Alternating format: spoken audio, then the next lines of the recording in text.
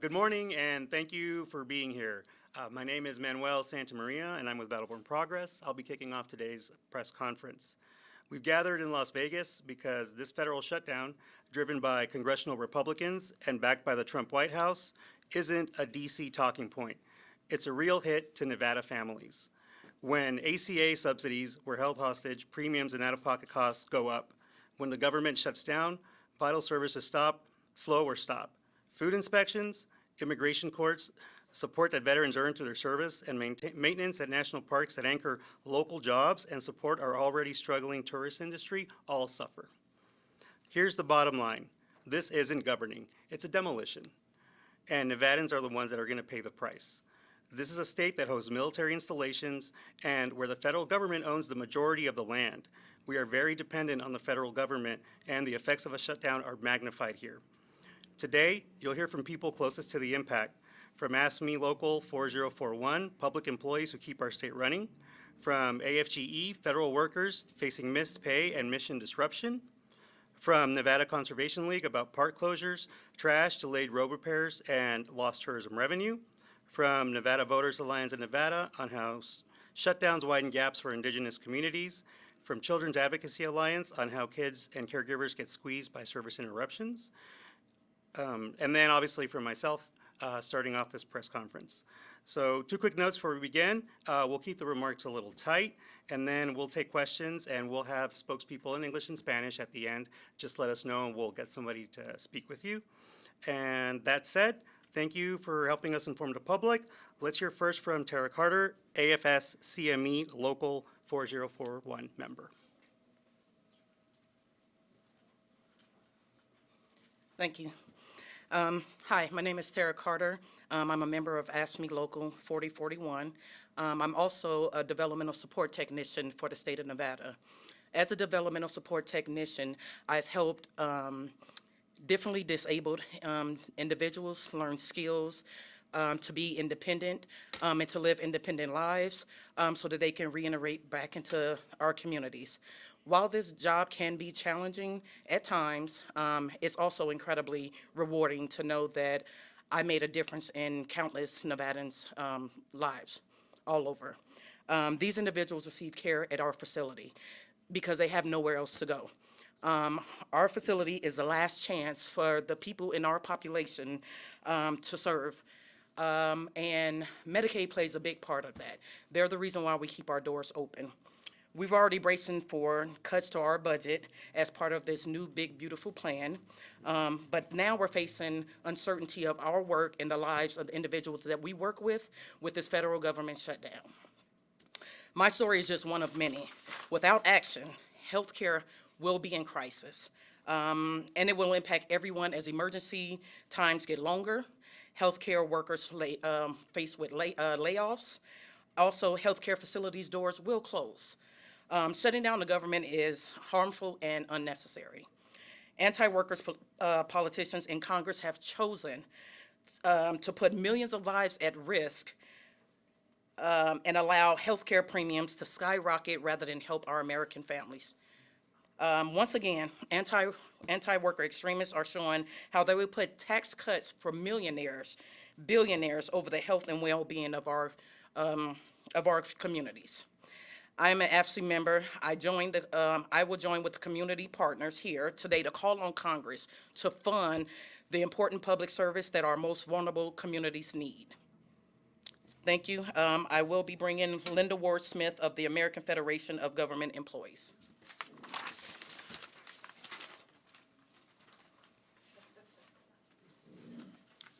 Good morning, everyone. My name is Linda Ward Smith, and I am the local president at the VA Medical Center for AFG Local 1224, and I also represent the 22,000 federal workers here in Nevada with AFL-CIO. I'm the vice president, newly elected. And first, I want to share my story as a VA worker who I represent these veterans who are being affected and impacted. Now, you guys know we've been here before, AFGE, 700,000+ federal employees that are being affected. And just think of what that is going to do to our economy. So we got 750 employees nationwide who now won't receive a paycheck. And that trickles down to grocery stores, medical, everything that you can think of, how they contribute. How will they do it without a paycheck? Here in Nevada, our veterans already look to the communities for health care. Well, if doors are closing because we don't have funding, we don't have Medicaid, we don't have any of those things, that will affect and impact my workers. And so I'm here today to speak on behalf of not only the veterans, but our workers. We have cooks, we have clerical workers, we have all of that make up the federal government. People always say, well, federal employees, they make all this money and they work in Washington, D.C. Well, that is not true.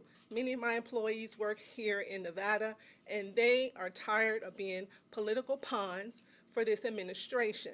Since April, we know that federal workers have been threatened to be fired, laid off, and now the threat is still here. They're developing a plan right now to say we're going to cut federal workers, to scare us. But we're tired of being the political pawns. We want them to fund the federal government, do a budget, stop this continuing resolution stuff, do a budget, do your jobs, and stop making us the football going back and forth with this political play. So I am here to speak on behalf of all federal workers and to be that voice that they cannot be. And I thank you for your time. And I'll bring up Elise next.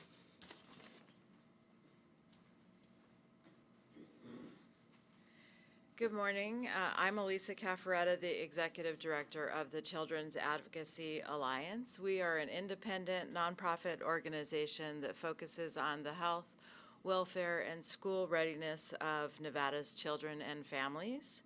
We are here today because the government has been shut down. With that shutdown comes an immediate or an imminent loss of vital services, a failure of leadership that is going to hurt Nevada families right now. One of the most alarming outcomes of this shutdown is the potential disruption of the critical nutritional assistance programs that serve Nevada families, particularly WIC, which is Women, Infant, and Children, and SNAP, which is the Supplemental Nutrition Assistance Program. These programs are vital lifelines for families right here in Nevada. Over 500,000 Nevada families benefit from SNAP, and around 57,000 people benefit from WIC each year. These programs help working families keep food on the table when paychecks just don't stretch far enough. They ensure that children have access to healthy meals, and pregnant and nursing mothers receive the nutritional support they need to thrive and grow. While Medicaid might not feel the immediate effects of a government shutdown the way some of these other programs do, it is by no means immune. The longer the shutdown persists, the more likely it is that serious issues will arise, especially due to the impacts that you've heard about to the Department of Health and Human Services, which oversee Medicaid at the federal level. Medicaid is considered essential or mandatory spending.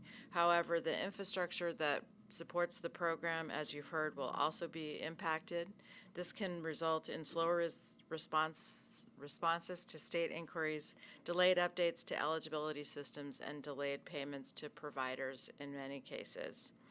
With these benefits delayed or threatened due to political gridlock, it is not just inconvenient, it is a crisis to Nevada families. It means that parents are forced to make impossible choices between food, rent, medications, and groceries. Working families should not be punished due to the failure of leadership at the top. Our position is clear. Children and families should not bear the brunt of political fights and disagreements. And I'm going to bring up Matilda.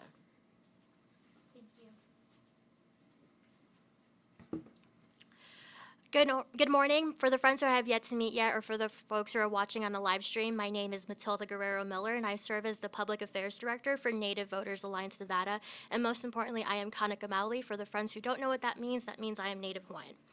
Thank you to AFSCME Local 4041 for having us here today. I wish we were here under warmer circumstances. However, today, Nevadans woke up facing higher costs, weaker protections, and a government that just turned off the lights.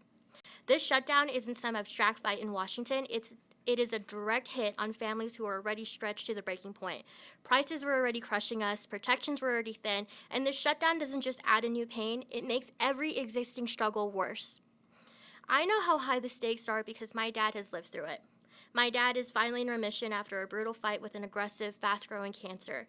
The only reason why he got the aggressive and timely treatment he needed was because the Medicare and the Affordable Care Act were there when we needed them the most. No family should ever have to sit at the kitchen table and wonder if a politician's stunt will decide whether or not they will get the life-saving treatment that they need. But that's exactly the fear that this shutdown creates. Donald Trump and his MAGA cronies won't feel the blow of this government shutdown. The families sitting in the oncologist's office with me will feel it. The patients in the infusion room fighting for their lives will feel the pain. And tribal communities will be hit especially hard. When the federal government stops, so do the dollars that keep the Indian Health Services clinics running. That supports early childhood programs and that fund vital nutrition and housing assistance. These are not extras, they are lifelines. A shutdown means delayed care. It means empty pantries. It means broken promises in communities that Washington has failed time and time again for generations. Right now, food safety inspections are being halted or scaled back, putting unsafe food at risk of reaching our tables. Community health centers are cutting hours or preparing to close their doors if funding stalls. Delayed care for patients who need it the most. Veterans are already facing slowdowns in the benefits and support services that they rely on. And children are losing access to vital nutrition and early education programs like Head Start. And that is not governing, that is sabotage. And it turns hard lives into impossible ones. President Trump, who, by the way, said that he wanted to shut down the government, has made his priorities crystal clear. That is cutting big fat corporate welfare checks for the wealthy and stripping healthcare, education, and basic support from families who need it the most. And here at home, Governor Joe Lombardo is playing the same book. He vetoed free school lunches that would have eased the burden on families, and now he's siding with political allies willing to rip away healthcare and protections just to serve themselves. He's protecting the powerful and abandoning the people he was elected to fight for. Nevadans cannot afford higher costs, weaker protections, and leaders who treat our lives as collateral damage. This administration has shown us time and time again that it will choose politics over people. It has proven itself unfit to lead, while Nevada families pay the price. And with that being said, I would love to introduce my friend Camelot Todd, who is the Communications Director for Nevada Conservation League. Hi everyone, how are you doing today? Okay. Hi, I'm Camelot Todd. I'm a Communications Director for Nevada Conservation League. We're a bipartisan nonprofit dedicated to protecting our lands, clean air, clean water, through passing common sense policy. Throughout my time here, I have learned that it does not matter if you're a young family on the east side or a grandpa in Elko. Nevadans across the board are united in what they want. They want to make an honest living. They want fairness, stability, and a healthy, bright future for the next generation. Today, that is at risk. We have seen how decisions made in DC impact our local economy, how they hurt the very people tasked with protecting our treasured outdoor spaces and ensuring our children can drink clean air and can drink clean water and breathe clean air. This budget proposal slashes 86% of the EPA's funds that provide safe drinking water to Nevada communities. It eliminates funding for the state and local air quality management grant, a program that is vital for the 1 in 12 Nevadans who have asthma, who will put them at increased risks of attacks from unchecked pollution. It halves the EPA's enforcement agency's budget at a time when there are more than 150 facilities in Nevada with current violations. This shutdown is another example of a pattern by this administration and its allies to dismantle a government that serves Nevadans and instead props up billionaires. We have seen firsthand how the harm that happens when these shutdowns occur. We have seen how our public lands and parks are put at risk, how shutdowns have hurt our National Park Service, delays in trash collection, and road repairs allow unsanitary conditions to fester, and dangerous roads to remain in use. Park closures will disrupt our families' travel plans and result in a loss of revenue for the Nevadans who depend on that check. This shutdown puts even more strain on Nevadans at a time when we can least afford it. From firing federal workers to protect our lands, to stripping healthcare away from millions, gutting clean air and clean water protections, and cutting clean energy programs that created jobs and helped address the rising utility bill crisis in our country, the scales are unbalanced. And now we're at risk of losing billions with a B, from our outdoor recreation economy. This isn't about ensuring the people, you and I, prosper. Make no mistake, Nevada families and our state economy are on the losing end of this shutdown. We cannot allow this to continue. Congress must put enforceable guardrails in place and pursue bipartisan negotiations to protect our families, our communities, our environment. Oh, hi guys. We must fight for a bill that actually serves Nevadans without threatening to dismantle disaster relief, pollute our air and water, disrupt stewardship of our public lands, and raise our energy bills. Thank you guys for your time. Here's Manny. You're gonna have to hold the mic. Yeah, it's okay. Thank you. Okay, thank you so much. I just want to thank our speakers real quick. Once again, Tara Carter, Linda Ward-Smith, Elisa Cafferata, Matilda Miller, and Camelot Todd for coming here and sharing their stories.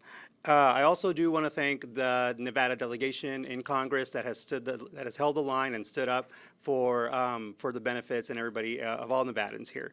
So finally, if there are going to be questions, please state your name and outlet. And if you need Spanish interviews, just raise your hand and we'll pair you with a spokesperson. And then after this, we'll be circulating quotes and contact info as well as a video stream as well. So thank you all.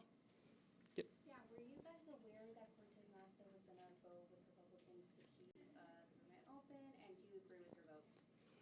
We were not aware, and I'm speaking for myself as Battleborn Progress, that she was going to vote that way or not. Do we agree that she, in the way that she voted? That was the second part of the question. She's voting for what she believes is the best for, for the Nevadans and under her care, which is the whole state. But so, as long as they hold the line together when it matters, and before they have the votes to whether reopen or not, or there is an agreement, that'd probably be the preferable outcome. Jessica Hill with the Las Vegas Review Journal. I have a question for Linda. I think you might be able to answer it best. Do you know how many federal workers are in Nevada, and what percentage of those will be furloughed because of the shutdown? So thank you for the question. We have 22,000 federal employees here in Nevada. And the last shutdown, we know in Nevada, it did affect a lot of the working class people. We had people in food banks just utilizing resources because they didn't have a paycheck, and that lasted 30 days. So we're hoping that this doesn't happen this time because that does drain our economy. We're already faced with nobody's coming to Las Vegas. Our visitors reports are down. The economy is down. 8%, I think, was the number. So just think of what this will do to our economy. So 22,000 federal employees, the amount of who will not receive a paycheck, we're not really sure yet. And you were also talking a little bit about the VA. Can you talk a little bit more about what specific services of the VA will be impacted? I think the VA department had said not major health services. Correct. So we are considered essential employees. So we don't usually in normal times get furloughed or anything or miss a paycheck. However, there are certain services like our veterans, our benefits administration, those people right now technically are not open. So veterans who need to receive benefits in our Reno office are supposedly not working, but the plan is still not really clear. We received emails stating that the plan is to be implemented for rifts and layoffs, the threat, but we're not really clear because that has not been presented to us as employees yet. Any other questions? No? Okay, well, thank you so much for coming. Ok, español lo podemos hacer.